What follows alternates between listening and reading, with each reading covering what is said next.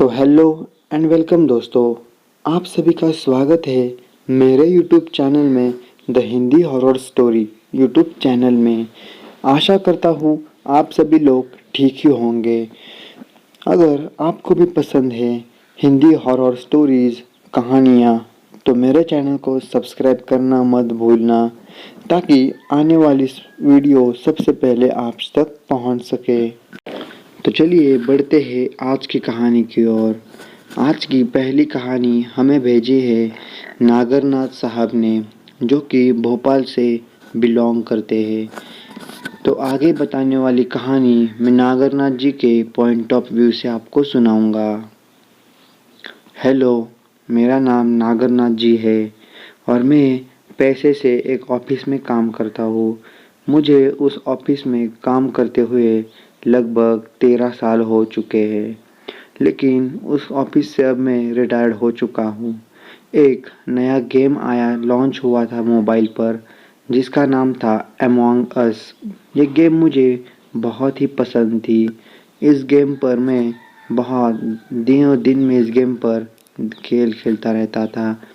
मुझे ये गेम इतनी पसंद थी कि मैंने तो अपना शेड्यूल ही बदल दिया था कि सुबह 8 बजे उठना, फिर नहाना धोना, नाश्ता करके मैं मोबाइल के सामने बैठ जाता था और इस गेम का मज़ा लेने लगता था। लेकिन धीरे धीरे मैंने एक पीसी भी खरीद लिया और उस पर यह गेम खेलने लगा। इस गेम की एक खासियत थी कि इस गेम में जीतने के लिए हमें 4 लोगों को मारना पड़ता था और बाद में हम जिंदा रहे तो हम विक्ट्री किया करते थे। इसलिए उस दिन भी मैंने अपना सब कुछ करके ठीक ठाक करके खाना खाकर पीसी के सामने बैठ गया कि जब तक मेरी आंखों में दर्द ना हो तब तक मैं पीसी के सामने से उठता नहीं था। उस दिन भी मैं गेम खेल ही रहा था और बस मैंने 4 लोगों को मार दिया और अब आखिरी एक बंदा बचा था जिसे मैं मारने वाला था कि तभी उस गेम में एक नया फीचर था कि हम किसी भी बंदे को मैसेज सेंड कर सकते हैं उस गेम में, जो कि ऑनलाइन है। तो मुझे एक अननोन नंबर से उस गेम पर मैसेज आने लगे कि सब्सक्राइब माय यूट्यूब चैनल, और वहाँ पर नीचे उसकी लिंक भी दी गई थी। तो मैं हंसते हुए कहा, यार लोग तो यहाँ पर भी शुरू हो गए। लेकिन मैंने उस पर ज़्यादा ध्यान नहीं दिया, मैं अपनी गेम में लगा रहा। लगभग 5-7 मिनट के बाद मैं गेम में जीत ही गया और उसके बाद मैंने दूसरा गेम शुरू किया। लेकिन वो उस बंदे के मैसेज आने बंद नहीं हुए, मैसेज पर मैसेज आते रहे। लेकिन थोड़ी ही देर बाद मुझे उससे और मैंने उसके जब मैसेज ओपन करके देखे तो वहाँ पर कुछ दिल दहला देने वाले मैसेजेस थे, जैसे कि तुम्हें अगर जीना है तो मेरे चैनल को सब्सक्राइब कर दो या तो तुम मर जाओगे। इसलिए मैंने बहुत नहीं सोचा, दूसरे गेम में भी मैं जीत गया और मैंने सोचा चलो इस बंदे का यूट्यूब चैनल चेक करता हूँ। जब मैंने उस लिंक पर क्लिक किया और उसके चैनल पर गया तो मैंने देखा कि उस चैनल पर सारे जानवरों को काटने फटे हुए वीडियोज़, उनके पोस्टमार्टम्स, ऐसी सारी गंदी गंदी वीडियोज़ वहाँ पर अपलोड की गई थी, जिन्हें देखकर मैं बहुत डर गया। और बाद में मैं रात को अपने बेड पर खाना वगैरह खाकर सो गया। बेड पर सोने के बाद मुझे एक अननोन नंबर से कॉल आई, जिस कॉल पर मैंने उठाया लेकिन दूसरी तरफ से कोई आवाज़ नहीं आई। लगभग 3 दिन तक ऐसे उसी नंबर से मुझे कॉल आते रहे लेकिन कोई आवाज़ नहीं आ रही थी। तो मैंने सोचा होगा कोई, लेकिन चौथे दिन मुझे कॉल आई तो मैंने अपने गुस्से पर काबू करते हुए कहा कि तुम कौन हो और मुझसे बात करो। तो दूसरी तरफ से कुछ हाँफने की आवाज़ आई और मुझे बोला कि मैंने तुम्हें चैनल सब्सक्राइब करने के लिए कहा था, तुमने चैनल को सब्सक्राइब क्यों नहीं किया? क्या तुम जीना नहीं चाहते? तो मैंने कहा फ़ोन रख दो नहीं तो मैं पुलिस में कंप्लेंट कर दूंगा। लेकिन तभी वहाँ से आवाज़ आई कि नागराजन सुनो मेरी बात। तब तो मेरे पूरे शरीर के रोंगटे खड़े हो गई। क्योंकि वो कॉल रात के 2 बजे आई थी और उस बंदे को मेरा नाम कैसे पता चला। तो मैंने डरते हुए उस बंदे से कहा कि तुम्हें मेरा नाम कैसे पता चला? तो उसने कहा, मुझे तुम्हारा नाम ही नहीं, मुझे तुम्हारा सारा बायोडेटा तक पता है। क्या कर लोगे अगर तुम्हारा नाम भी मुझे पता है तो? मैंने उससे डरते हुए कहा कि देखो मेरी बात सुनो, मैं ऐसा कुछ नहीं करने वाला, तुम्हें जो करना है वो कर लो। मैंने इस डर से कुछ शांत सा रह गया। दूसरे दिन जब मैं बाज़ार में गया तो बाज़ार से वापस आ गया। उस दिन भी मुझे कॉल आई और उस दिन उसने कहा कि सोच लो, अगर मैं तुम्हारे घर के बाहर खड़ा हूँ, मतलब कि तुम्हारे घर के पीछे वाले बैकग्राउंड में खड़ा हूँ, क्या हो अगर मैं ऊपर आ जाऊँ तो? मैंने कहा नहीं, ऐसा कुछ मत करो प्लीज़, और मैंने फ़ोन कट कर दिया और नंबर को ब्लॉक लिस्ट में डाल दिया। लगभग मैंने उस गेम को भी अनइंस्टॉल कर दिया। लेकिन हफ्ते भर तो कोई तकलीफ नहीं रही। लेकिन मैंने 1 या 2 हफ्ते के बाद मैं फिर से बाज़ार गया। वहाँ से एक पिज़्ज़ा भी ख़रीद लिया और घर में जाकर पिज़्ज़ा खाने लगा। लेकिन तभी मेरा फ़ोन बजा, किसी अननोन नंबर से था। मैंने वो कॉल उठाई और उस पर बात की तो दूसरी तरफ से आवाज़ आया कि चैनल को सब्सक्राइब तो नहीं कर रहे हो, एक काम करो, अपना पिज़्ज़ा एंजॉय करो और सोच लो कि तुम्हारे घर में जो सबसे धारदार चाकू है जिससे तुम पिज़्ज़ा काटोगे, अगर मैं उससे तुम्हारा गला ही काट दूँ तो कुछ नहीं होगा, बस तुम्हारे गले में जो नसें हैं उनकी फटने की आवाज़ तुम्हें सुनाई बहुत अच्छी तरीके से देगी। तो ये सब सुनकर मेरे रोंगटे अब खड़े हो गए। मैंने जल्दी से जाकर पुलिस को कॉल लगाई। पुलिस आई। पुलिस ने मेरे चारों घर के चारों तरफ छानबीन की, लेकिन उन्हें कुछ नहीं मिला। मैंने दूसरे ही दिन मेरे सोशल मीडिया के अकाउंट्स के पूरे पासवर्ड्स वगैरह बदल दिए और अपने मोबाइल का सिम कार्ड भी चेंज कर दिया। और मैंने ये सारी बात साइबर क्राइम को भी बता दी। तो साइबर क्राइम वालों ने मुझे बताया कि एक्चुअली तुम्हारा अकाउंट किसी ने हैक कर लिया था उस गेम के सहारे। अगर तुमने उस लिंक पर क्लिक ना किया होता तो तुम्हारे साथ ये सब नहीं होता, क्योंकि वो जो गेम थी उस गेम में वो एक हैकर है जो कि तुम्हें लिंक भेजकर दूसरों के लिए वो सब्सक्राइबर बढ़ा रहा है, पेड सब्सक्राइबर जिसे हम कहते हैं। अगर तुम उस लिंक पर क्लिक करके गए हो तभी उसने तुम्हारे फ़ोन नंबर और तुम्हारा बाकी का गेम का सारा डाटा निकालना कोई बड़ी बात नहीं है। ये सब सुनकर मेरे रोंगटे खड़े हो गए। क्या सचमुच में ऐसे इस दुनिया में ऐसे भी लोग हैं जो एक गेम के सहारे दूसरों की ज़िंदगी बर्बाद करने पे तुले होते हैं? दोस्तों, ये मेरे साथ घटा हुआ है। पता है ये इतना भी डरावना नहीं है, लेकिन जिसके साथ ये घटा है वही बता सकता है कि इसकी वास्तविकता क्या होती है। तो दोस्तों, आप भी थोड़ा सावधान हो जाइए, क्योंकि ऐसे लिंक्स पर क्लिक करना हमारे लिए शोभा नहीं देता। क्योंकि ऐसे बहुत सारे बदमाश लोग होते हैं जो हमें ऐसे अनजान लिंक्स पर क्लिक करवा के हमारा पूरा फ़ोन हैक कर लेते हैं। तो चलिए दोस्तों, यही थी आज की नागार्जुन की पहली कहानी। तो बढ़ते हैं आज की हम दूसरी कहानी की ओर। तो आज की दूसरी कहानी हमें भेजी है सरवेला ने। सरवेला जो कि एक औरत है जिसकी अभी शादी हो चुकी है। सरवेला का मानना है कि मेरे पति डरपोक तो नहीं है, लेकिन वो बहुत ही ताकतवर भी है। लेकिन हमारे ये कहानी इसी नॉकडाउन में सी है जिस दिन नॉकडाउन पड़ा था। तो मेरी कहानी कुछ ऐसी है कि मैं और मेरे पति और हमारे 2 बच्चे, हमारा बहुत ही सुखी परिवार है। लेकिन मेरे पति को अच्छा काम कहीं नहीं मिलता, तो वो एक पेंटर का काम किया करते हैं। तो लॉकडाउन लगने के बाद मेरे पति ने भगवान से यही दुआ की कि जल्दी से इस संकट से हमें बाहर निकालो, क्योंकि जब तक लॉकडाउन रहेगा मेरे घर वालों को कुछ भी खाने के लिए नहीं मिलेगा। तो तभी हमारे गांव में एक सुनसान सी हवेली थी, जिस हवेली में कोई खरीदता नहीं था। लेकिन एक शहर से बाहर आए हुए इंसानों ने उस हवेली को खरीद लिया और ये मुझे पता चलते ही मैं उनके पास गया और उनसे हाथ जोड़कर और उनके पैर पड़कर मैंने उनसे वो कॉन्ट्रैक्ट ले लिया कि मैं इस घर को कलर लगाऊंगा। तो उन्होंने भी ठीक है, कर लो अपना काम, ये कहकर मुझे वो कॉन्ट्रैक्ट सौंप दिया। तो मैंने सोचा अगर मैं दिन में वहाँ पर काम पर जाऊँगा तो शायद बाहर जो पुलिस वाले घूम रहे हैं वो मुझे बहुत पीटे, इसलिए मैंने सोचा कि मैं रात में वहाँ पर जाऊँगा। जैसे ही मैंने ठान लिया तो दूसरे दिन रात के लगभग 11:30 बजे मैं अपने घर से निकला और उस हवेली में चला गया। मैंने हवेली का कॉरिडोर देखा तो हवेली बहुत बड़ी थी, क्योंकि हवेली में चारों तरफ सन्नाटा पसरा फैला हुआ था। तो मैंने सोचा इस हवेली में मुझे उससे क्या लेना देना, बस अपना काम करके निकल जाऊंगा।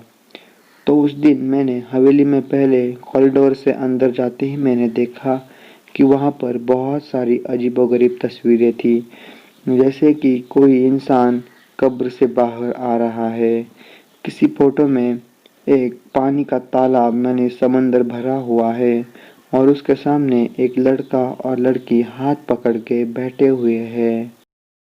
वो फोटोज और तस्वीरें लगभग तो पुराने ज़माने के ही रही थी, लेकिन मैंने अपने मन में सोचा कि जाने दो, मुझे इन तस्वीरों से क्या लेना देना, मुझे तो बस अपने काम से लेना देना रखना चाहिए। इसलिए न मैं थोड़ा सा आगे बढ़ा और अपनी जो मैं अपने साथ थैली लाया था वो नीचे रख दी, उसमें से सामान बाहर निकाला और अपना काम करना शुरू कर दिया। लेकिन मैंने कुछ नोटिस किया कि मैंने अपनी थैली में जो भी सामान लाया था, हथौड़ा, कैंची, ड्रिल मशीन वगैरह, सब कुछ अपने आप मुझसे दूर जा रहे हैं, जैसे वहाँ पर कोई शक्ति हो, जैसे कोई बड़ी लो चुंबकीय शक्ति जो इन सब लोहे की चीज़ों को अपनी तरफ खींच रही थी।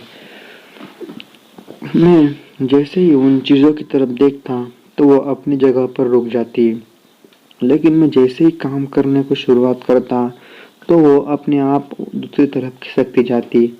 तो मैंने क्या किया, उन सभी चीज़ों को इकट्ठा किया और उस पिशवी में, मतलब कि मेरी थैली में समेट कर उसे अपनी पैरों के नीचे दबा कर रख दिया और कहा अब कहाँ जाओगे तुम, और मैं अपना काम करने लगा।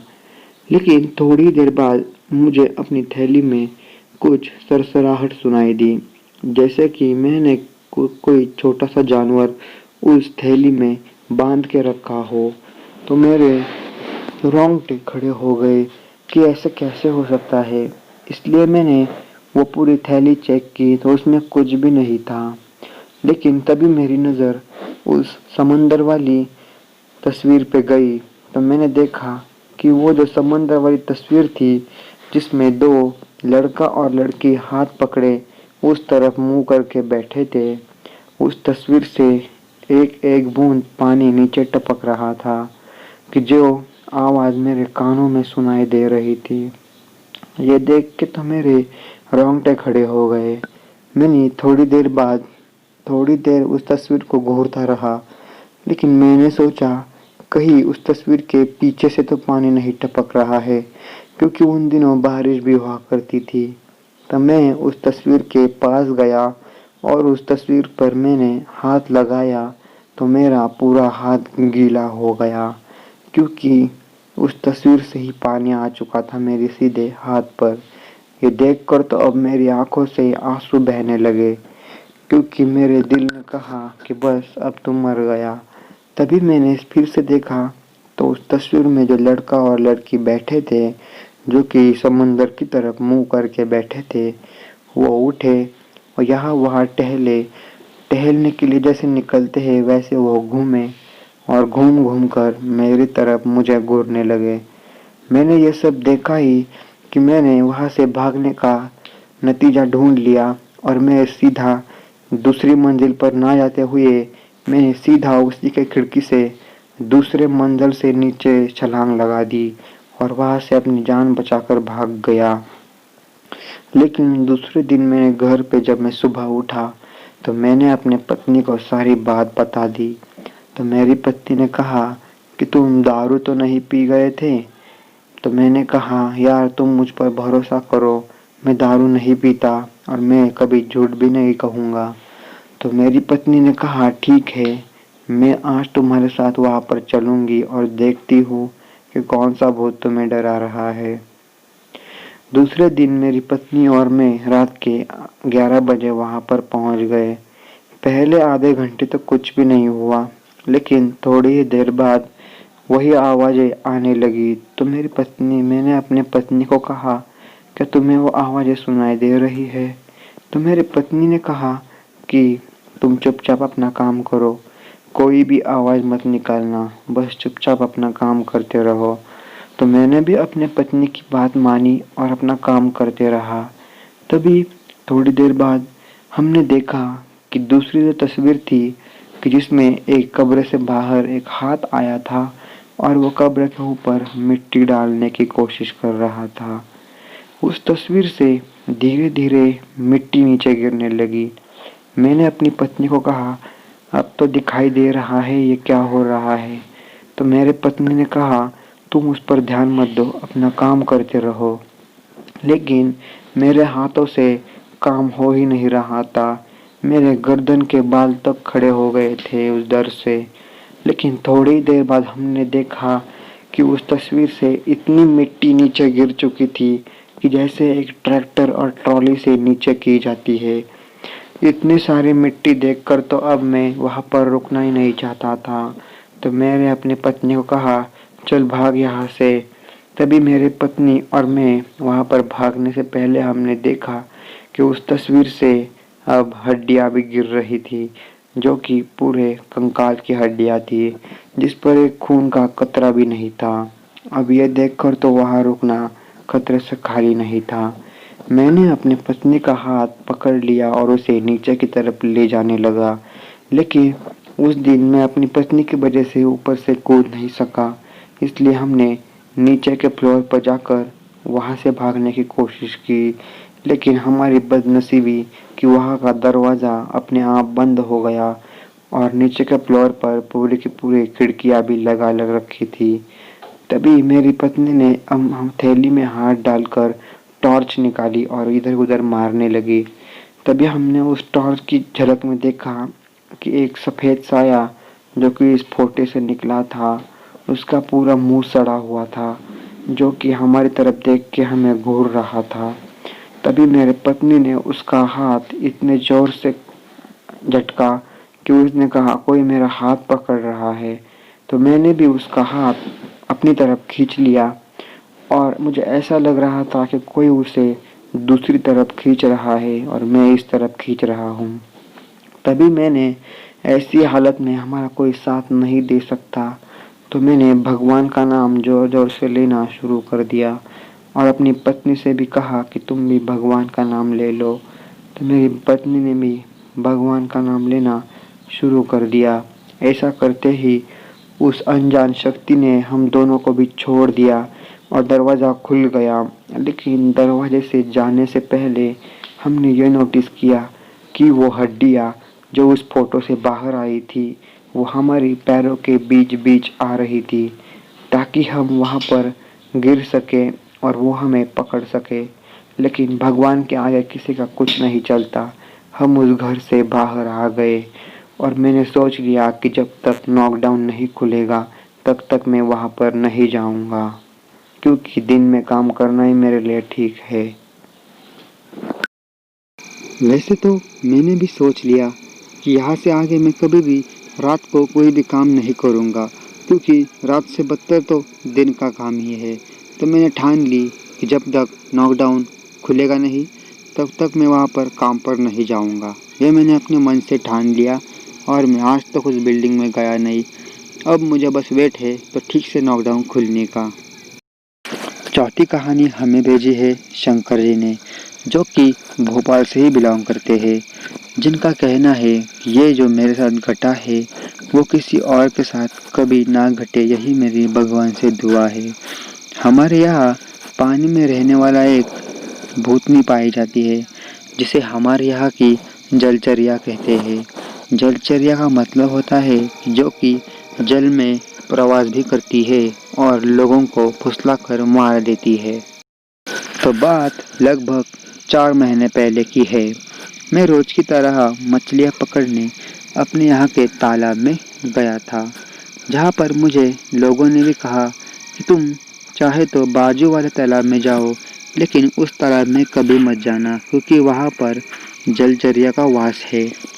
तो मैंने कहा कि यार दूसरे तालाब में तो मछलियाँ है ही नहीं, और अगर मैं अब इस तालाब में नहीं गया तो मेरे घर वालों का भूख से बहुत बुरा हाल होगा।